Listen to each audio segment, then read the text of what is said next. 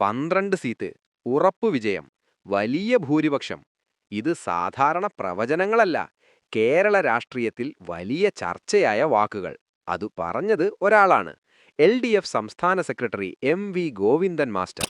പക്ഷെ ചോദ്യം, ഈ പ്രവചനങ്ങൾ എത്രത്തോളം കൃത്യമായിരുന്നു? ഇപ്പോൾ വീണ്ടും 90 സീറ്റ്. ഇത് സത്യമാവുമോ? അല്ലെങ്കിൽ വീണ്ടും ഒരു പിഴവോ? കേരളത്തിൽ ഓരോ തിരഞ്ഞെടുപ്പിനു മുമ്പ് ഒരു രാഷ്ട്രീയ നേതാവിന്റെ വാക്കുകൾ ഹെഡ്ലൈൻസ് ആകാറുണ്ട്. അത് പ്രഡിക്ഷൻ ആയാലും കോൺഫിഡൻസ് സ്റ്റേറ്റ്മെന്റ് ആയാലും അവയെല്ലാം ചർച്ചയാകുന്നു. ഇതിലേറ്റവും കൂടുതൽ ശ്രദ്ധ നേടുന്ന പേരുകളിലൊന്ന് MV ഗോവിന്ദൻ മാസ്റ്റർ. അദ്ദേഹത്തിന്റെ ഓരോ പ്രസ്താവനയും സപ്പോർട്ടേഴ്സിന് ആത്മവിശ്വാസം, ക്രിട്ടിക്സിന് ഒരു ടാർഗറ്റ്. പക്ഷേ ഹിസ്റ്ററി എന്താണ് പറയുന്നത്? അത് നമുക്ക് നോക്കാം. നമുക്ക് കുറച്ചു പിന്നോട്ട് പോകാം. ഒരു തിരഞ്ഞെടുപ്പിന് മുമ്പ് 12 സീറ്റിൽ ഉറപ്പു വിജയം എന്ന് അദ്ദേഹം പറഞ്ഞു. അതൊരു സിമ്പിൾ സ്റ്റേറ്റ്മെന്റ് ആയിരുന്നില്ല, വലിയ ആത്മവിശ്വാസത്തിന്റെ പ്രകടനം. അതുപോലെ തന്നെ ചില സ്ഥാനാർത്ഥികളെക്കുറിച്ചും വ്യക്തമായ പ്രവചനങ്ങളുണ്ടായി. സരിൻ ജയിക്കും, സ്വരാജ് വലിയ ഭൂരിപക്ഷത്തിൽ വിജയിക്കും.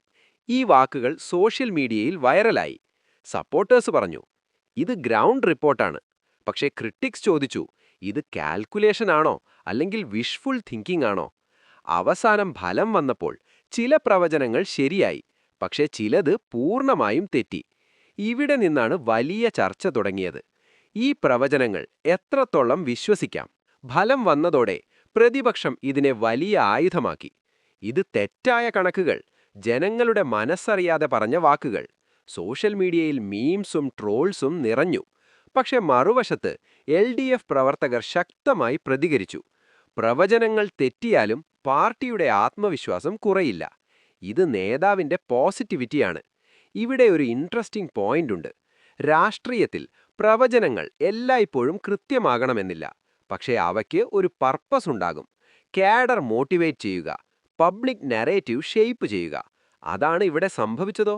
ഇപ്പോഴത്തെ 90 സീറ്റ് പ്രവചനം, ഹിയർ വി ഗോ. ഇപ്പോൾ വീണ്ടും ഹെഡ്ലൈനായി മാറിയിരിക്കുന്നത് LDF 90 സീറ്റ് നേടും. Here it comes. കേരളത്തിലെ നിയമസഭയിൽ 90 സീറ്റ് എന്നത് വലിയ ഡോമിനൻസ് ആണ്. ഇതൊരു സാധാരണ സ്റ്റേറ്റ്മെന്റ് അല്ല, ഒരു ബോൾഡ് ക്ലെയിമാണ്.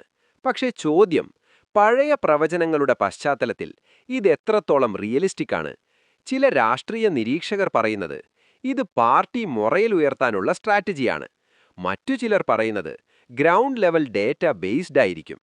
ഇവിടെ ഒരു ഫാക്ട് മനസ്സിലാക്കണം.